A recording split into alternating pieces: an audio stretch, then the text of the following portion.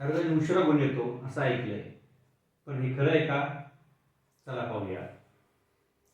रोग जर नवीन असेल, उदाहरणार्थ घ्यायचं तर सर्दी, खोकला, जुलाब, उलट्या, व्हायरल फिवर असे रुग्णही आयुर्वेदाने 2 ते 3 दिवसात संपूर्णपणे बरे होऊ शकतात. पण रोग जर जुना असेल, एक ज्याला ऑपरेशन सांगितलेलं असेल किंवा हार्मोन्स लेवलपर्यंत तो गेलेला आहे, डीप गेलेला आहे धातुगत, तर तो बरा व्हायला वेळ हा घेणारच. उदाहरणार्थ आपण जर पाहिलं तर बोन फ्रॅक्चर झालं तर ते बरं होण्यासाठी 1 दिवस लागणारच. तरी पण आयुर्वेदाने ज्यांना ऑपरेशन सांगितलेले आहे, असे मणकेचे रुग्ण असतील, गुडघेदुखी असेल किंवा नाकाचे हाड जे वाढणे, असे रुग्णही 2 ते 3 महिन्यात संपूर्णपणे बरे केलेले आहेत. सोबत नो साईड इफेक्ट्स, ना तुम्हाला गॅस्ट्रायटिस होतो, ना पित्ताचा त्रास होतो, ना थकवा येतो.